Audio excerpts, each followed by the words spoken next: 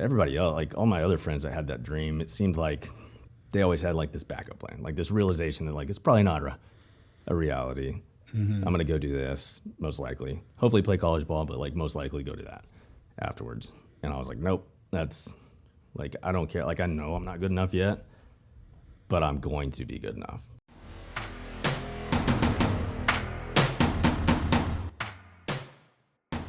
Welcome to Business Blindsports podcast. Today's guest is former major leaguer pitcher Logan Verrett. He has translated his experience as a professional athlete into building one of DFW's top luxury real estate brands. Looking forward to learning more about him and his journeys. And for more information on today's guest, go to the show notes. Also, please go to our podcast episodes on any major platform, podcast, YouTube, Spotify, Apple Music. Like, subscribe. Do us all a favor. Thank you. How you doing? James, thanks for having me, man. It's Absolutely, an honor. Man. The whole point of the show is to learn about you and your journeys and your challenges, which I'm sure you've had a lot, or maybe not. And maybe some people here listening to this podcast can learn some stuff through your journey that will make their journey a little better. Yeah, man. I hope so. It's been a wild ride over the last 33 years. Seen a lot of different places, done a lot of different things, and here we are now, DFW selling real estate. So. Well, there's a lot of it in DFW to sell, but let's go back to the beginning. So you were a Texas Ranger? I was. Originally drafted by the New York Mets, went to Baylor. That's where I met my wife. So I guess that's kind of, you want to take it way back, which is ages ago now. But yeah, I think, are we even allowed to have a Baylor Bear on the show? I mean, aren't we rivals? I saw the TCU Cup over there. Yeah, I know. I mean, sorry, buddy. It's a little better. Yeah, I'm more comfortable now. No, so that's where I met my wife. I got drafted by the Mets in 2011. Kind of came up through the system with them. Ended up making my debut with the Rangers in 2015, which was, I mean, just like a dream come true, right? Yeah. Like, you're born in Texas, you're raised in Texas. My wife's family had season tickets. I actually had like a former teammate from Baylor that was on the team. So, I mean, just dream come true, right? Pretty short-lived. I was only there for about a month, and low man on the totem pole, so I was kind of the last one in, first one out. The second we had an injury, they shipped me back, traded me back to the Mets. Went back to AAA. Ended up going back up to the big leagues, though, a little later that season, and we ended up making it to the World Series that year. So that was That's amazing. Pretty awesome, pretty fun run. Just goes to show you, I mean, everything happens for a reason, right? Played with the Mets for a couple years after that. Got traded to the Orioles in 2017. Kind of bounced back and forth between the big leagues and AAA with them. At the end of that season, got designated for assignment, and my agent called me and said, "Hey, man, would you ever be interested in playing overseas in Korea?" And I had a teammate on the Orioles that year that actually had done that and said it was amazing. He had nothing but great things to say. They love baseball over there. Oh, my gosh. It's like a World Cup soccer match, right? Like every single game with like the fans and the singing and the cheering. Really? They're into it, yeah. It's like their number one sport over there. So I said, yeah, I would be interested, like, what do you got? And about a month or so later, he had an offer from one of the teams over there. And I told my wife, I said, hey, what do you think about this? And she's probably the one that was like pushing me to do it, because she's way more adventurous. She loves to travel. She did a study abroad program when we were in college and lived in Maastricht. And so she was like, yeah, let's go. Yeah. We had a 10-month-old son. She's like, yeah, let's go. Okay. And so, we played one season overseas in Korea, had an amazing time. Anyways, came back. I mean, you're getting the full-blown Logan Verrett story right here, But we came back after that season. Ended up going to AA the next year with the A's and blew my elbow out. And so that's kind of when, like, that light bulb went off. Like, baseball doesn't last forever, and I was, 7 years into my career at that point. And, I mean, most careers don't even last that long, unless you're like a perennial all-star or something like that. And so I started thinking, okay, I mean, I got a 12 to 14-month rehab process on my elbow anyways. Like, what in the heck am I going to do if I come back and I can't throw a baseball like I used to? What is plan B? And so that's kind of when the real estate door opened up we started going down that path, and yeah, here we are. So what was Korea like? You gave me just 100 questions, but man, I'll start with, they do spring training in the States, which was kind of funky. And so we're in Tucson, Arizona, and I'm one of 2 Americans on the team, right? Which is wild. And it's not like Spanish or another language that you kind of know a little bit, right? Or you can like pick up on quickly. Like, no, you're like a newborn baby. You don't know like anything that they're saying. So I had a translator that went with me everywhere. The other American on the team played on the team the year before, so he kind of like took me under his wing, right, and like showed me the ropes, told me what to do, what not to do. Because I mean, that culture, it's all respect and discipline. You know, I mean, it's very like straightforward. Which I love it though, because when we finally got over there and we're living there, I mean, everything was so clean. The people were so nice. Like, it was so safe. We had like I said, we had our 10-month-old son. We would take him to restaurants, and the restaurants are kind of like New York City, right? Where like they're really small, and a lot of them are like family owned, and like that's all they do. They wake up, they go to the restaurant, they take the ultimate pride in like the product that they're putting out on the table for you, but they also take pride in like the customer experience. And so they would come and get our baby and like clap their hands, and like, we're like, what are they doing? And my wife is like looking at our translator like, what are they doing? He's like, give them your baby. We're like, what? That's so bizarre. And he's like, yeah, they'll like hold it and walk around with him so you can enjoy your meal. And we're like, oh my God. Okay. Say less. Yeah. Here you go.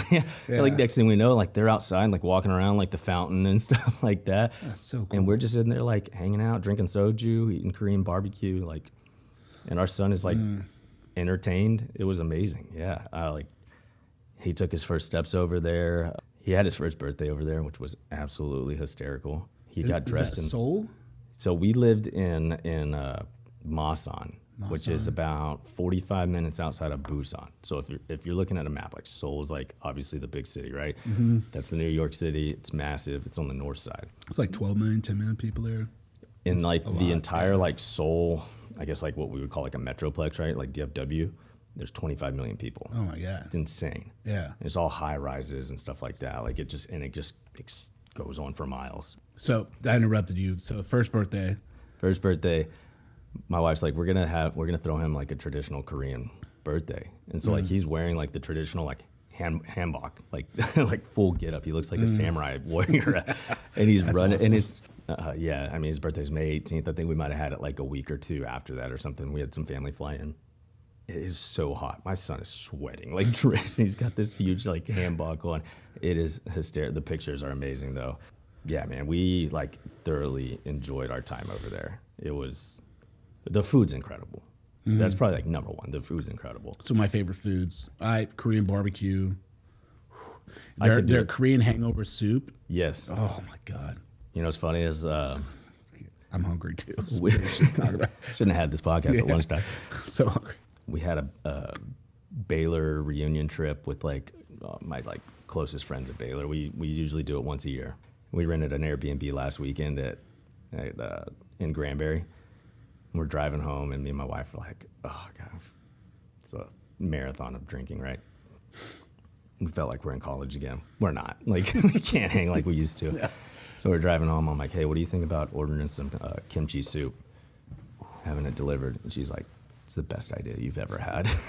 Yeah. We did. I mean, we crushed it. And it was like the perfect day for it. It's kind of cloudy, kind of rainy, kind of cold. It's just, yeah, the food, I mean, it's just unbelievable. And the experience, too, like, you're cooking it right there at the table. You got soju with you. You got some beer. Like, the youngest one at the table always has to pour. So my translator was the youngest, so he always had to pour. He had to cook. Nice. Which, you know.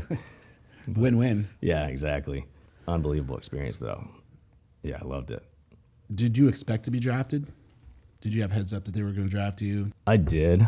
When I was in high school, like I was like an okay player, I guess. You know, like I figured I could go play in college, at least somewhere, you know. And then I think it was going into my senior year. I had a really good summer, you know, and like started getting recruited by like Big 12 schools, some SEC schools. TCU was one of them. So I'm like, oh man, these are colleges I've heard of before. Like, okay, that's exciting. And I had an unreal senior season. It was like 4A player of the year, all that stuff. So I thought I was going to get drafted out of high school. I didn't, which was a good thing. I needed to go to college. I needed to do all that. To college, I had a really good freshman year. I got invited to the Team USA trials with like Garrett Cole and Trevor Bauer and Sonny Gray and just the names there were guys that are still playing in the big leagues, guys that were first rounders. Anyways, so after my freshman year, I was like, man, this is like a legitimate route for me, going to play professional baseball, making it to the big leagues, sticking around for a while. Like, this could be a career for me, which is what I always wanted. Every kid, like little league, stuff like that, they'll be like, I want to be a big leaguer one day. Like, that was me. And then, like, as you get to middle school, junior high, high school, whatever, like, you kind of start to realize, like, all right, maybe I'll be like an engineer or whatever you truck driver. Yeah, whatever. You're having to write like reports in English class on like, what are you going to be when you grow up? I like wrote about baseball. Like, that's what I'm going to do. And like, it started like realizing like everybody else, like all my other friends that had that dream, it seemed like they always had like this backup plan, like this realization that like it's probably not a reality. I'm going to go do this, most likely. Hopefully play college ball, but like most likely go do that afterwards. And I was like, nope, that's like, I don't care. Like, I know I'm not good enough yet, but I'm going to be good enough. And so like after, Saturdays, Sundays, after school, I was up at the field with my dad. So what age are we talking? High school, middle school? This was probably like 6th, 7th grade. I had just moved from the Woodlands to Corpus, and in the Woodlands, I was on like this incredible select baseball team. And this was kind of before you had like 8,000 different select baseball teams, right? And like you start playing it at 5 years old. Back when it really, really mattered. Yeah. Right? No offense to anyone on select now, but right, like back when it was like, it used to be really hard to get on select. It did, and the quality of competition was like really good. It's like teams were stacked, and I was playing right field if I was lucky, but I was on the team, because I had the potential, I guess, right? Like, I thought I was one of the best players on the team, but obviously, like, I'm getting stuck out in right field. I'm batting like last, but I loved every second of it still because we were winning games. I loved the guys on the team, and then I moved to Corpus, and they really didn't have any like select baseball teams. Baseball was big there, but they didn't have, like, it wasn't like it was in Houston, So if you want to play select, you had to go to Houston or go to San Antonio. And so, we had our little league team that I played on and all-stars and stuff like that. Everybody, also, this is kind of a side note, I guess, but like, I was small. I was a lot smaller than most everybody else. And so, and this is 6th, 7th grade when people start having growth spurts, start hitting puberty, and all of a sudden, like, they're getting hair under their pits, and I'm over here just like 5'0", 90 pounds soaking wet, But I was becoming pretty athletic, and I wanted to keep up with those guys, right? So I played every sport they did, football, baseball, basketball, track, everything. But when I had spare time, like, baseball was my passion. And so I'm like, Dad, we're going up to the field, we're going to hit, or you're going to hit me ground balls. We're going to work on diving plays. We're going to work on backhands, like whatever it is that can separate me being smaller to where I'm as good, if not better than everybody else, And so, I just that's awesome. poured the time into it. How long did you have to do that until you really started seeing results or noticeable differences? I'd say, it was a good couple of years. I remember specifically, like, so probably 3 years, because 6th, 7th, 8th grade, like, I was, on the team. I was always like one of the good players or whatever, but like still small, and just kind of like there was a difference, right, between me and some of the other guys, it seemed like. And then my freshman year, I was still small, but I was hitting balls to the wall, like one hop in the wall, hitting balls off the wall. Like, that's when it clicked. I'm like, man, everybody's like, what happened to Logan? You know, like, yeah, he's smoking the ball. And so that's kind of like when it seemed like, for me at least, I'm like, okay, it's clicking. It's starting to take off. It's going the right direction. And I never really pitched. Like, I always tried, but I could throw strikes. Like, yeah. We had some other guys on the team that were like amazing pitchers. And I'm like, all right, that's fine. That's not the route for me. And I never really like had this strong desire to pitch either. Like, I wanted to be Craig Biggio, right? Like, that's the guy that I grew up watching. I wanted to be the guy, like, dirt on my jersey, diving in the hole, making a play, and like the guy. Yeah. Yeah. Like the gamer that's out there every single day. And that was, so probably a good 3 years of just like steady work. My mom taking me to batting lessons like once or twice a week. Like, my parents put in the investment, man, like the time, the money, everything, like, to make it happen. Like, obviously eternally grateful to them for that, because without that, I mean, I needed to be pushed, right? And then once I started seeing some results, it was a mutual, like, they're pushing me, but I'm pushing them to, like, hey, can we go to the pages? Can we go whatever? It sounds like that might have been really the foundation for your career, that work ethic that you kind of started really developing over those few years. Yeah. Would you agree? Absolutely. I mean, not to keep it like in the high school years or whatever, but my senior year, we had a squad, man. Like, we went 42-1. Oh, wow. Won the state championship. We 10-run ruled the state championship game. Like, the one game we lost was a preseason game at the Astros AA field in Corpus, in front of a sold-out crowd. And we were playing Moody, which was like the other like in-town rival for us. And they had a squad too, and they beat us by like 3 runs or something. I was the like number 1 pitcher, and then our number 2 pitcher was a stud. He went to Oklahoma, got drafted.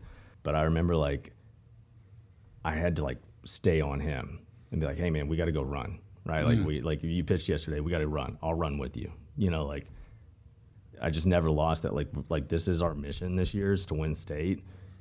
If you're not running after you pitch, like, we're not putting in the work, it's not going to happen, you know? So, like, I kind of carried that into college, right? Like, as a freshman, like, I'm a nobody, you know, like, I haven't done anything yet, but they'd split us into groups for like fall ball, like workouts, like 5 a.m. workouts up at the field. Like, they'd split us into groups of 4, right? And I'm the young freshman, like, just turned 18.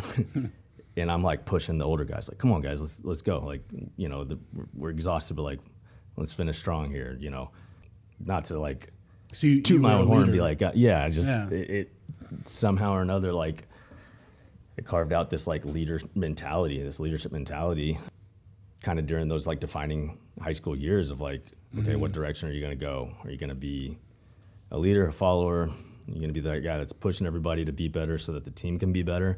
Or are you going to be the guy that's like relying on other people for the success? Well, it sounds like, not a dig, but it sounds like you just were never really the most talented one on the teams, but seems like you were always willing to put in the work more than a lot of people. I think you're spot on with that. Yeah. Because you see it a ton now, right? With like these, and it's always been this way, but like, you got these kids that are studs at 5, 6, 7, 8 years old, right? And they're like, man, these kids, you know, they're on all the premier teams, they're on all the select teams, all-star teams, all this stuff. Like, if you're good your whole life, like, what do you have to work towards? Like, right? Like, what are you striving towards? Like, my son right now, like, I'll be brutally honest, like, he's not even close to being one of the better players on his baseball team. He did flag football in the fall, was not even close to being one of the better flag football players. But I want him to be on those teams that he is, like I was when I was in Houston. Like, I was on that team. That was the best team, but I wasn't the best player. But I wanted to be. I saw it, and I'm like, that's what I'm going to be, you know, and I'm going to work towards it. If I was on a team where it's like, all right, I'm one of the better players, but I'm not a good player, then you just stay in that, like, same lane. You know, you're never doing that. Like, you're never striving to get better, because why do you need to? You're already one of the better ones. But you see it with like these 7, 8, 9-year-olds now and their parents and stuff. You know, it's really hard to like bite your tongue as like a former Major League Baseball player that lived through this, right? Like, this kid's going to get burnt out. Or the second he starts not being the best one, he's going to be like, you know what? I had my run, you know, like, I'm still good enough to play. Like, he's not, you know, like, you build that foundation in that work ethic at a young resilience, age. Right? Yeah. It's resilience. Exactly. Like, the second you have a little bit of adversity, what are you going to do? You know, like, you're going to cower down, back down. You're going to find a way to fight through it. Like, I think that would be my story. Like, I feel like I had adversity every step of the way in my young baseball career. I didn't pitch until my senior year. You know, I pitched like 3 games my junior year. And then my senior year, I was 18-0 on the mound. Like, just dominant, you know, like, but I kept that work ethic. Like, I wasn't a pitcher really, but I kept working at it. And when I grew and things clicked, that's when it, like, it paid off, you know, like, you see the fruits of your labor. Yeah. But it doesn't stop there, because you get to college and you're like, okay, dang, man, wow, these guys are good. Level up. Yeah, time to level up. Exactly. And again, what are you going to do? Are you going to be like, well, at least I made it to college, you know, like, whatever. I'll be a bullpen guy. I'll get in there every now and then. It's like, no, like, I wanted to be the Friday night starter. I wanted to be the guy on the team going up against the best player on their team, right? Like, head to head, me and you. And that's what I became. Like, my sophomore year, my junior year, I was our Friday night starter. That was always the goal, you know? And then you get drafted, and now you're around first rounders. You're around 30th rounders. Like, what do you know, we're all at the same level, right? Yeah. We're all professional baseball players. We just all took different routes, and we're all going to face adversity. You see it all the time. Like, first rounders, they've had the red carpet laid out for them the whole way. And then they make it to the big leagues, or not even. They hit a little adversity along the way. Like, they don't know how to get through it. And it's, you know, like, it's almost painful to watch, because you're like, you have all the tools. You're way better than anybody in this locker room. But you don't have it up here. You don't have it mentally to get through. Why is that? I think it's just because, I mean, not that you're coddled, right? Like, as a first rounder, or, you know, if you're the best player on your 10-year-old team, and then you're the best player on your high school team, best player on your college team, or you know, and then you're a high draft pick, you make a lot of money without even doing anything yet, really. And then, man, once you get to AAA, like, that's kind of where the cream rises to the top. Like that, and then obviously the big leagues is just even more so. Like, but AAA, there's so many guys in AAA that are Major League Baseball players. And just timing-wise, right? Like, they're either behind somebody that's a perennial all-star, they're just kind of stuck in a system where it's log-jammed, but they're all, there's no bad players in AAA. Like, AA, you still kind of get that, like, this guy shouldn't be here kind of a thing, right? But AAA, I mean, you're facing guys that were in the big leagues last week, you're facing guys that are going to be in the big leagues next week, and they're going to stay up there for 10 years. I've had a handful of pitchers that I've been fortunate enough to play with throughout my career. And as I got older, I kind of started becoming like this, I guess like a mentor role almost, right? Like towards the back end of my career, where these guys would come to me and like ask me like, what am I doing wrong? Like, how is this, like, why am I not successful right now? Like, I want to make it to the big leagues. I had a guy, I won't say his name, but I had a guy in my last season of professional baseball, I was in AAA, cry on my shoulder after he got pulled out. Damn. And he and the pitching coach got into it in the dugout. And this guy's big. And I'm like trying to hold him back, right? And he's 22 years old. I'm 30. Like, I'm trying to hold back this guy. I'm tiny. I'm like, what am I doing? You know? I mean, so you're not small, but you're not like a 6'5", like 250 guy. I'm 6'2", 190, and I'm going up against guys like 6'5", like 220. And I'm like trying to hold him back. And he's upset. And he's in like full just seeing red. anyways, I get him to the clubhouse, and he's like crying on my shoulder. He's like, man, I want it so bad. I want it so bad. And he just got absolutely rocked this game. Just rocked. Like, couldn't get a guy out, you know. And I just told him, like, grabbed his shoulders. I'm looking him in the eye, and like tears rolling down his face. I'm like, you have everything, man. You have it all, right? Like, you just need to like put it together here. Like, you're the best player on this team right now. You're the best pitcher on this team. Like, I watch every single one of your bullpens that you throw. I watch every single game you pitch, like, intently. Like, I'm looking for things because I know you're going to be a big leaguer for a long time. I want to get you there faster than anybody else on this team, right? Like, because my career is like almost over. Like, I'm not going to go back up and play another 5 or 6 years in the big leagues. Like, I'm just doing this because I truly love it.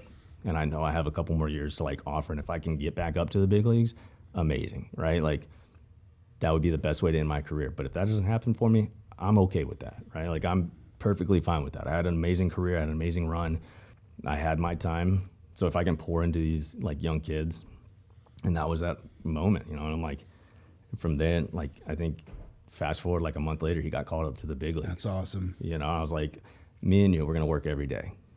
We're not going to work on like physically pitching because you have that. Like, your stuff is unbelievable. You know, you got a fastball that touches 100 miles an hour.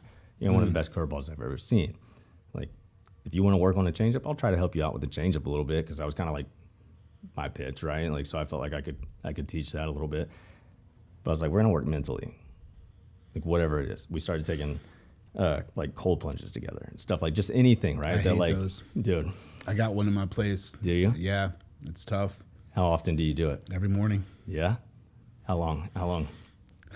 One, how long do you do it? How long have you been doing it for? So I've done it off and on, but I bought a chiller in a tub and put it, you know, I have a downtown space. Yeah. Put it up in there. And so I'm on week 3. Okay, so you're fresh into it. Oh yeah, but I hate it so much, man. And the water is only at 42 degrees. That's cold though. That is so cold. That's not it's only painfully 40. cold. That's you're getting in there and it's needles. And but the mental fortitude it builds, you know, is incredible. But anyway, so I want to hear more about working with this guy. This is an amazing story. Yeah. Was one of those moments like in life or in your career and I had done this, not to this level where I had a guy crying on my shoulder, right? But I've done this with a lot of the younger players over the last couple of years of my career. And I had been asked by a handful of them, like, man, would you ever go into coaching, or will you come watch my bullpen? Like, will you be like, I'm going to get to the field early and throw a bullpen. Will you watch it with the coach so that like I can bounce ideas off of you or pick your brain afterwards? I mean, I had guys that, like, no offense to any of the pitching coaches I ever had, I had some amazing ones along the way. But I had some guys towards the back end of my career that were like, man, I've learned more this year from you than I have from our pitching coach this year. You know, and that's not to knock any of the pitching coaches I had because they were all great. Yeah. You have to be great just to be in that role. 100%. Coach, right? 100%. And I just think that, like, I realized what I had to offer.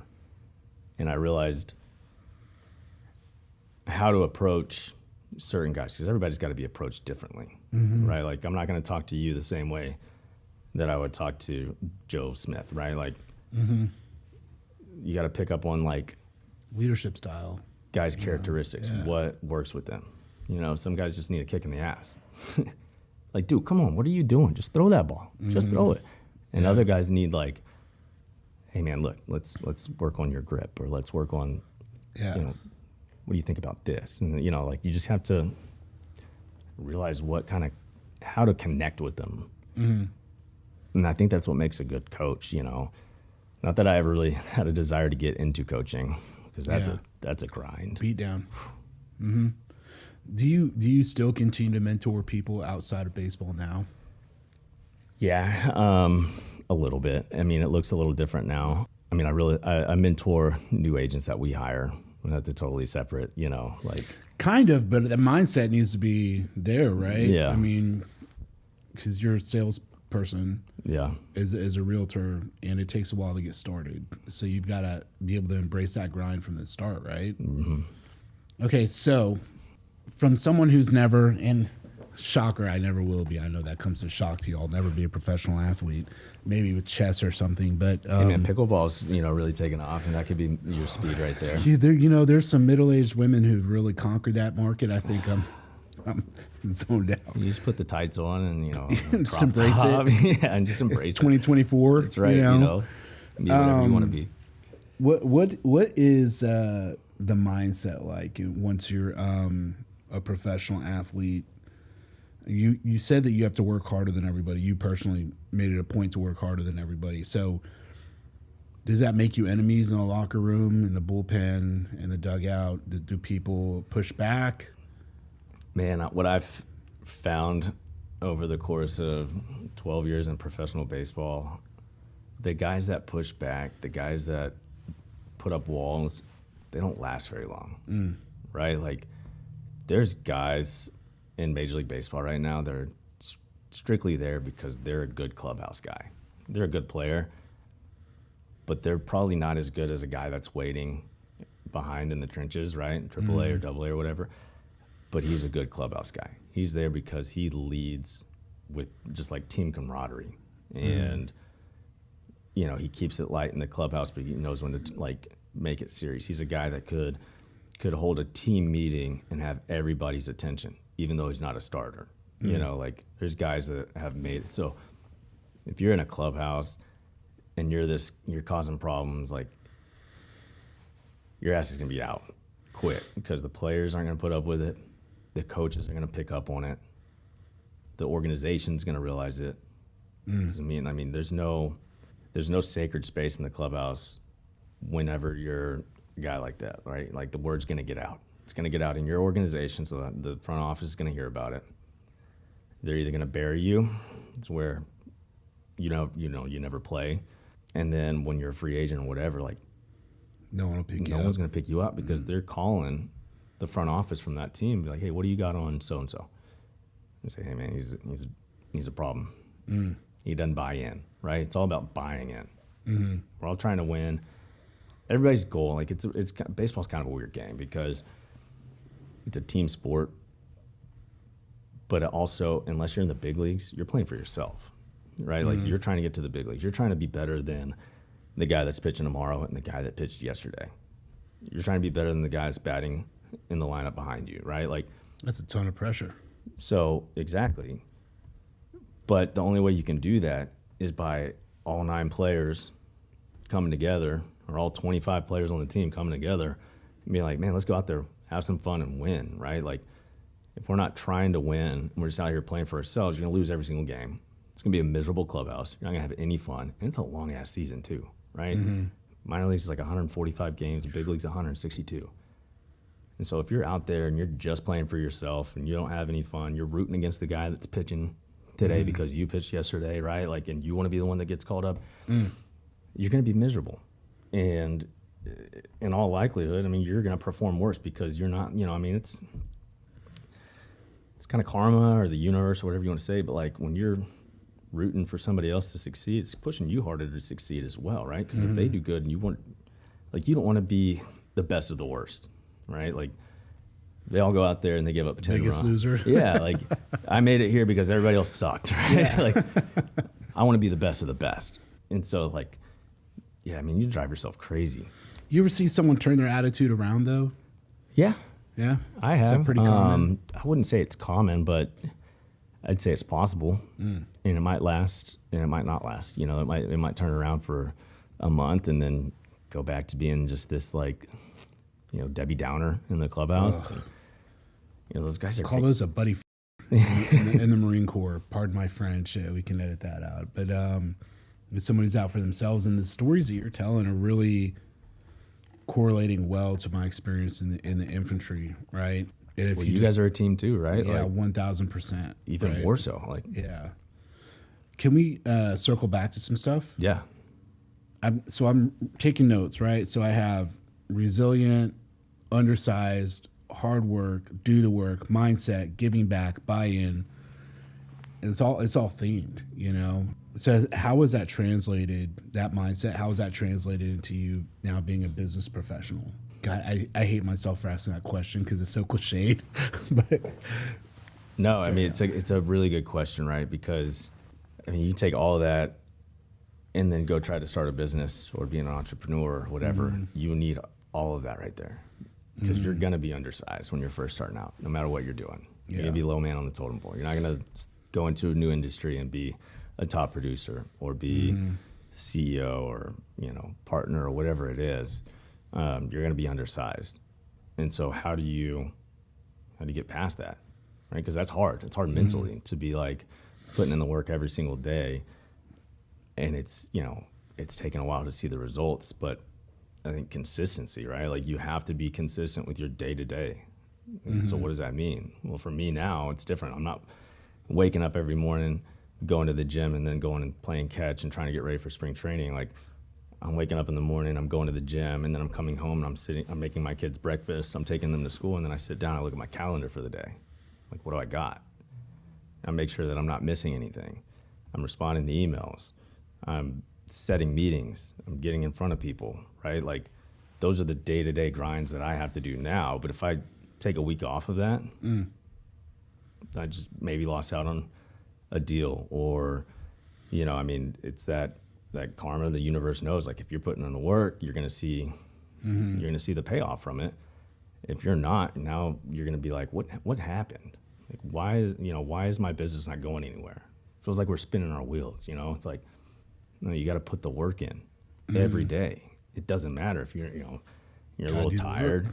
You wake up and you got to go do it. You know, like I'm at the gym 5 a.m. every single morning because that's when I can go. That's the time I have to go do it. Like, I don't want to get out of bed at 4:45, but once I get to the gym, I'm good, and my morning's off to a good start. If I miss the gym in the morning, I'm dragging all day. You know, I feel like I've already lost the day instead of like getting up, beat yourself up a little doing the bit, work. don't you? Yeah, taking that cold shower, right? Like, I don't want to do it. I don't have a cold plunge like you. I wish I did. But I take that cold shower every morning. I'm like, all right, let's go. It's time to get to work. What do we got for the day? How are we going to go dominate it? You know? Yeah. Who are we talking to? How can we make their day better? How can we bring value to them? You know?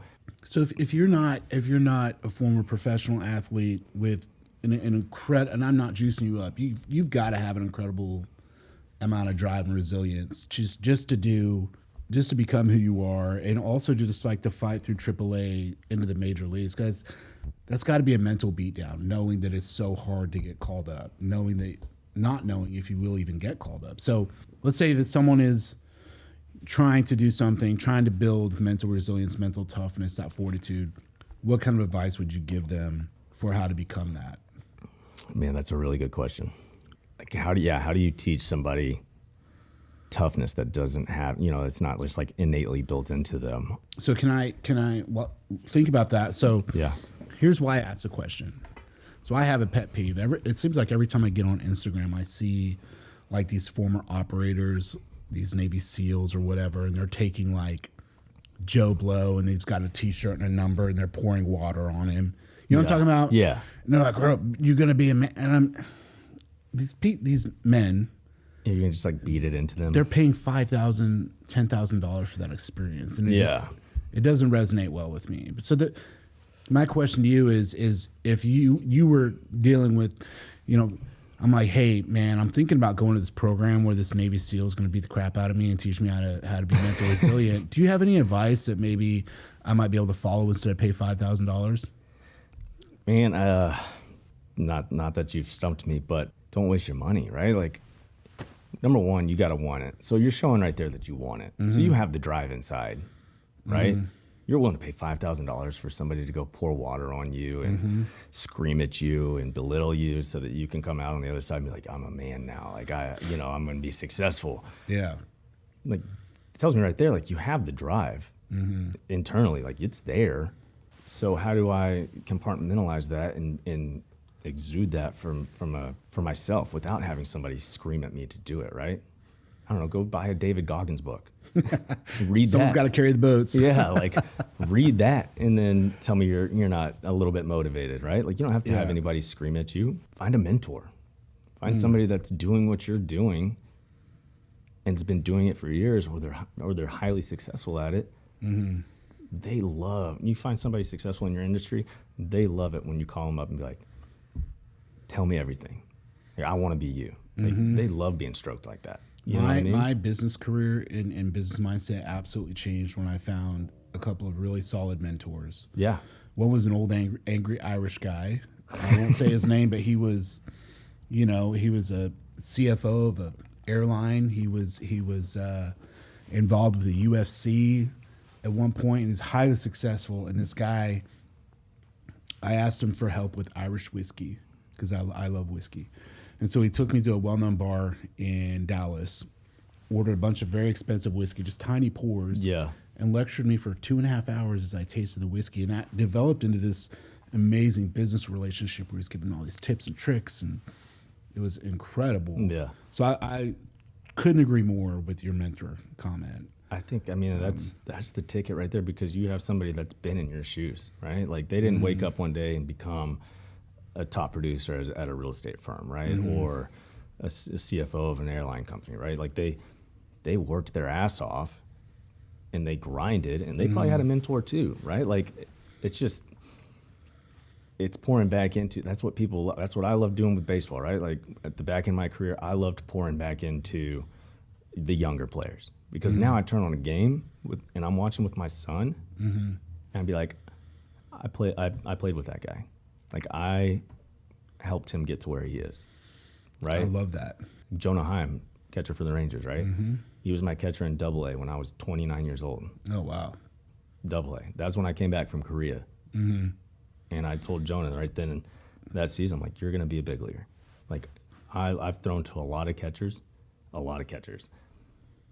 You have what it takes, He's an man. amazing player. He's unreal. Yeah. Right? I'm like, the way that you, like, receive the ball, right? Like, so, I mean, that's physical. That's number one. But, like, also the mental game that you play with your pitcher.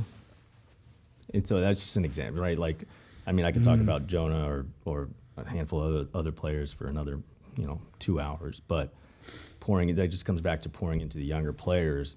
And then now, I see it. I get to watch a game with my son and be like, I know him. I played with him. Like, that's pretty cool. And I feel like a part of that success story a little bit, right? Yeah. But yeah, like, if you gotta pay somebody $5,000 to, like. I didn't mean to put you on the spot with that. I just I've been seeing a lot of that stuff on social media lately. And it just really, I don't want to say that people are charlatans, because some people do need a little bit of discipline in their life, but there's a way to go about it. And it's just kind of annoys me. I've got so like my little brother, he gets into a 37-degree cold plunge. Yeah. And he will sit there for 5 minutes, man.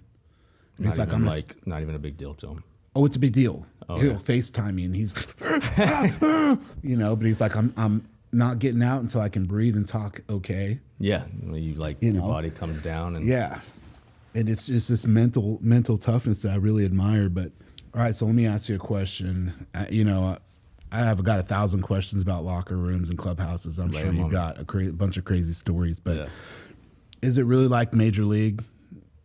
It's one of my favorite movies of all time. Yeah, you got what's his name, JoJo, like lighting incense in his locker and stuff. Are we sacrificing pregame?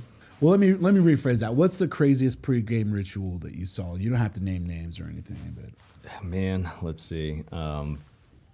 One of the shocks to me when I first got into professional baseball was all the Latins love to wear perfume when they play. Excuse me? Yeah. All the Latins love to wear perfume. So they go to Bath and Body Works and they buy all this like fruity smelling perfume. They're like, hey man, if I smell like a chick that I'm trying to hook up with out there, like, I'm motivated. Oh my God, that's awesome. I'm like, you know what? Actually, can I try that? Yeah, that sounds brilliant. So I'd be like going to their locker, stealing some. When they're not looking, going out and pitching. My girl's watching this, I'm sorry. I promise I won't steal your perfume. Just your lotion. Just your lotion. That is, I would never have thought about that. And, because Latin culture is very machismo. Yeah. Right? Yeah. So, exactly. There's that. Some guy's going to take, 1 or 2 shots pregame just to calm the nerves a little bit. Which I could see that. I do have a funny story about that. It was 2016, and I had never really drank, I'd never drank ever before a game. Yeah. It just got me why did I need to? You know, like I would get nervous before games and whatnot, but that was always normal and stuff. Yeah. And so anyways, 2016, I'm in New York playing for the Mets, and I had gotten a call from our pitching coach like the night before, like, hey, I think I was starting for DeGrom. So DeGrom was supposed to start the next day, and he, you know, something happened. He's needing an extra day, and so they're like, you're gonna spot start for him tomorrow. I was like, all right. Well, we're like a week into the season, maybe 2 weeks into the season. We're coming off of losing in the World Series to the Royals. That made the opening day roster. We went to Kansas City, played the Royals, and now we're back in New York. We just had opening day in New York, and I think I'd only pitched like 1 inning so far that season. And they're like, you're gonna, you know, so I'm still like, you know, nervous every outing, right? And the phone rings, and you're starting tomorrow. So I'm just like, all right.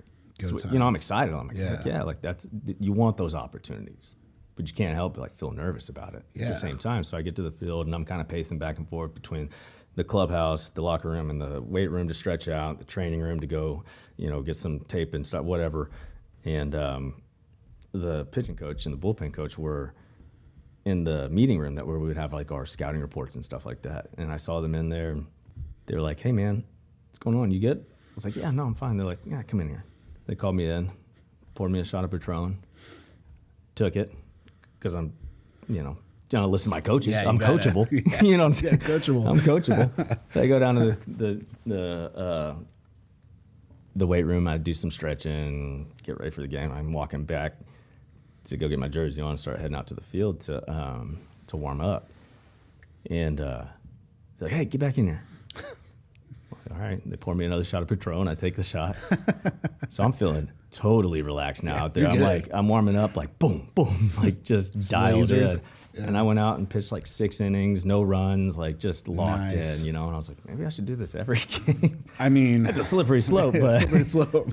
This could be a totally different podcast. Yeah, exactly. Like, and that was the end of my career. Yeah. No, but it was awesome. I'm like, just, you know, I have this like veteran pitching coach and bullpen coach that have played many years in the big leagues, and they're, you know, this is what you need right now. You just need to calm the nerves, go out there, have some fun. Like, that's awesome. You're going to be fine. It was a day game against the Marlins. You know, I remember it like it was yesterday. That's cool, man.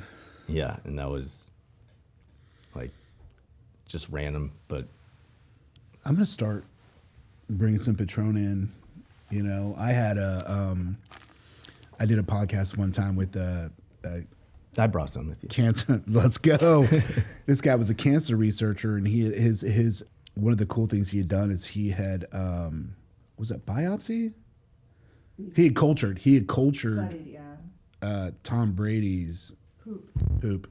And had every young boy's dream. Yeah, he was nervous to come on the podcast, so we did a whole sample? bottle of whiskey. I don't, you know, he was dedicated to his craft. So that's right. He's a scientist, but So you had some whiskey at the podcast. Yeah, a whole bottle. It didn't last, but so he would actually every other sentence he would stop and clap his hands and say, "I'm going to redo that sentence." It was so much fun. But I love it. Let me ask you one more question before I get you out of here, man. I really appreciate your time. Yeah, no, it's been fun, man. We can keep this going as long as you want.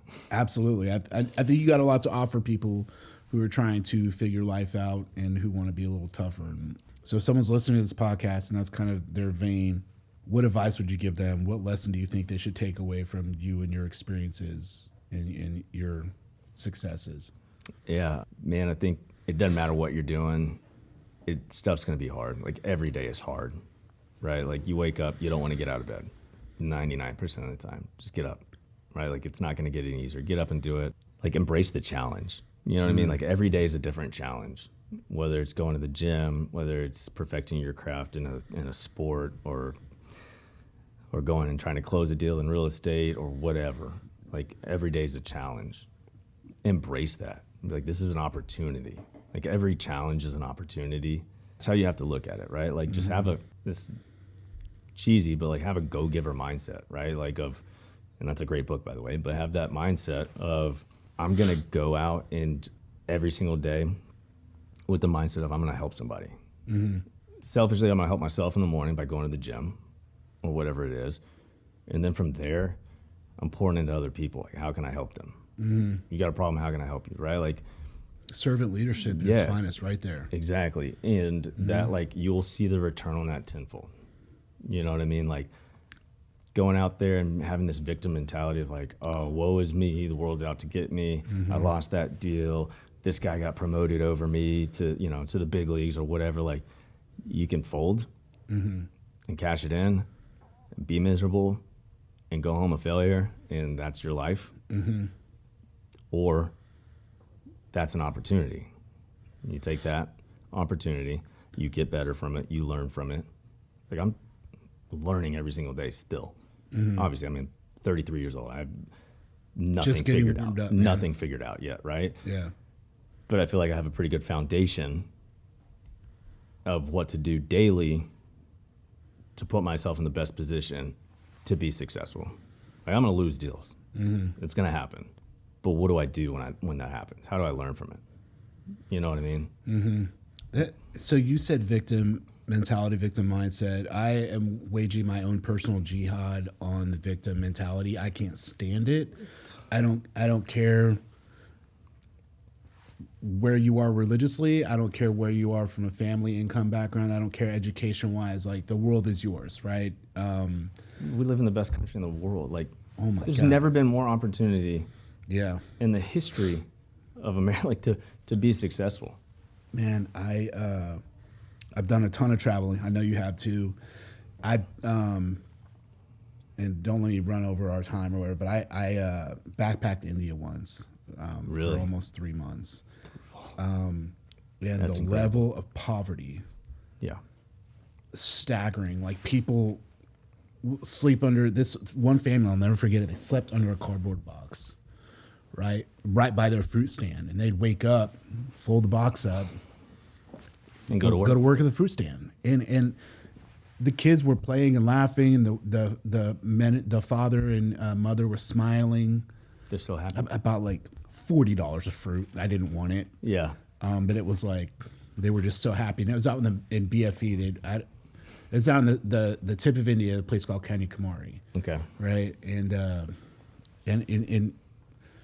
for some reason that particular has always stuck with me. Like, there was no woe is me. It's okay. Let me get up and work. Let me feed my family today. Yep. Sell some fruit. And I really like that answer. Anyways, I appreciate you coming on, man. I could get stories out of you all day, but I know you got to get out of here and continue on becoming a real estate mogul. Got to go do some Verrett, actual work. Today. actual work. The Verrett team. We will include all his links in our show notes. If you're looking to buy or sell a piece of real estate anywhere in DFW, hit them up. They're wildly successful for a reason. They're very good at what they do. Like and subscribe the show on all the major podcast platforms, Spotify, Apple. Check us out on YouTube. I really appreciate you, man. James, this was awesome. Thank you. Loved it, man. Thanks. Great.